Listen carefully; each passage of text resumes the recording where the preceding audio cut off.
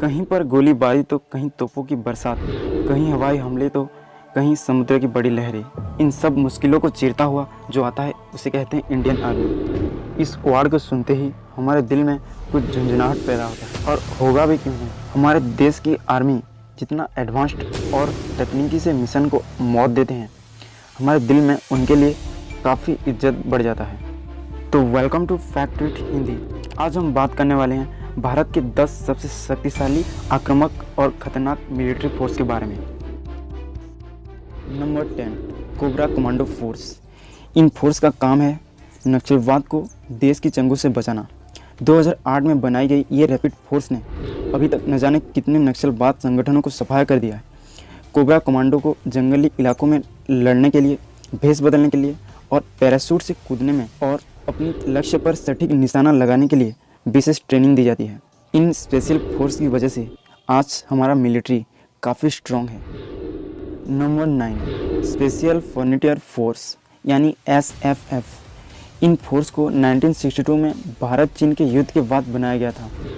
युद्ध चाहे ज़मीन पर हो या बड़े बड़े पर्वत पहाड़ में हो या फिर घने जंगलों में, ये पैरामिलिट्री फोर्स देश की हर जगह सेवा करने के लिए हाजिर होते हैं।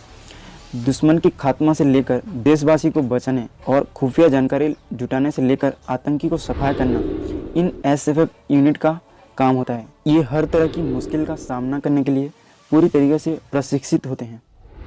Number 8, Garud commando force. Garud force भारतीय वायुसेना के एक स्पेशल फोर्स है। ये फोर्स देश की हवाई सीमा से रक्षा करने में हर वक्त तैयार रहते हैं। एक गरुड़ कमांडो बनने के लिए 3 साल की कड़ी ट्रेनिंग करना पड़ता है। इन ट्रेनिंग के दौरान कमांडो को हवाई युद्ध, सटीक निशाना लगाना, घने जंगलों और बर्फीले इलाकों में रहना और हवाई जहाज़ों को हाईजैक होने से बचाना, ये सभी तकनीक सिखाया जाता है, जो एक कमांडो के लिए काफ़ी मुश्किल साबित है। Number 7, central and state arm force. देश के किसी भी कोने में न्याय कानून की स्थिति बिगड़ते नजर आए तो वैसी स्थिति को संभालने के लिए सेंट्रल स्टेट आर्म फोर्स सबसे पहले तैनात मिलेंगी। जब भी कोई दंगा या हिंसक विरोध प्रदर्शन होता है तो ये उनसे लड़ने में पूरी तरह से सक्षम होते हैं। इनके अलावा आतंकी साजिशों को नाकाम करना और संकट की स्थिति में भी ये जवान देशवासी की सेवा में सबसे आगे रहते हैं। Number 6, force 1।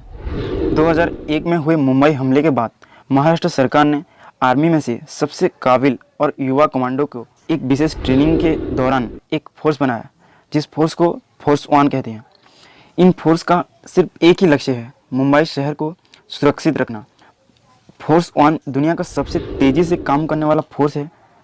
आपको ये जानकर बहुत ज़्यादा हैरानी होगी, ये स्पेशल यूनिट किसी भी एक्शन की तैयारी सिर्फ 15 मिनट से कम समय में कर देती है और दुश्मन को मार गिराती है।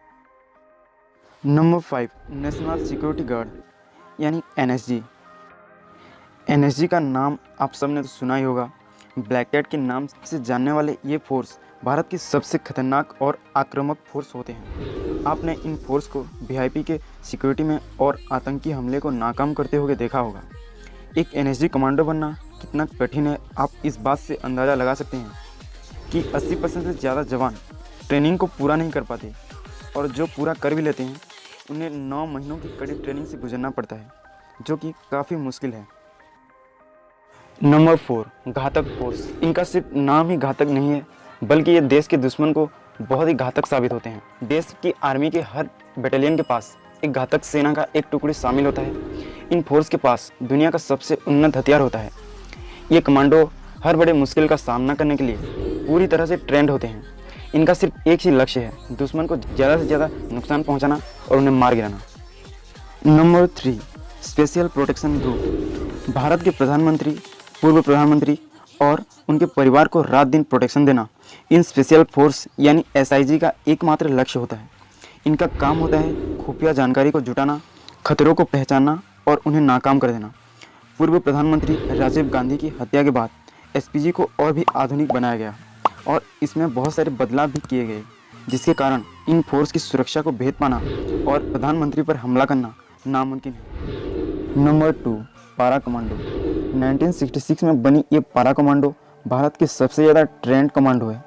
इस फोर्स में शामिल होने वाले कमांडो को दुनिया के सबसे कठिन तौर तरीके से गुजरना पड़ता है, जिसमें उन्हें शारीरिक, मानसिक और बौद्धिक एकाग्रता की ज़रूरत होती है। ज़मीन से लेकर आसमान तक और समुद्र की गहराई तक पारा कमांडो विकट से विकट परिस्थिति का सामना करने में सक्षम है।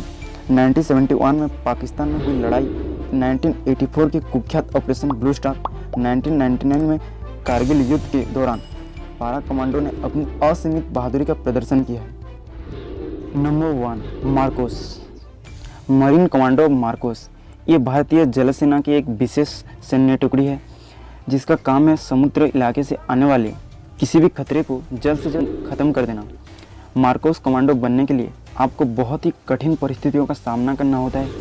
8 दिन लगातार चलने वाली इनकी ट्रेनिंग इतनी खतरनाक होती है कि इसे हेल ऑफ वीक कहते हैं, यानी नर का सप्ताह। इसलिए इनकी ट्रेनिंग दुनिया का सबसे कठिन ट्रेनिंग में से जाना जाता है। ये कमांडो किसी भी सिचुएशन से गोली चला सकते हैं, यहाँ तक कि ये आईने को देखकर पीछे छुपा दुश्मन को गोली मार सकते हैं। मार्कोस अपनी भेष बदलकर सीक्रेट ऑपरेशन को मात देने में पूरी तरीके से ट्रेंड होते हैं।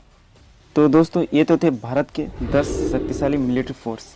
हम देशवासी बिना किसी फिक्र के अपने सपनों को इसलिए पूरा कर पाते हैं क्योंकि भारत के इन वीर सैनिकों अपने घर परिवार और अपने सपनों को बलिदान देकर भारत माता की हमेशा रक्षा करते हैं। देश के इन वीर जवानों को हमारा दिल से नमन।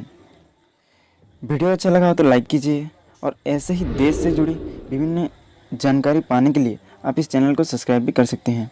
मैं मिलता हूँ और एक इंटरेस्टिंग वीडियो के साथ। तब तक के लिए जय हिंद, जय भारत।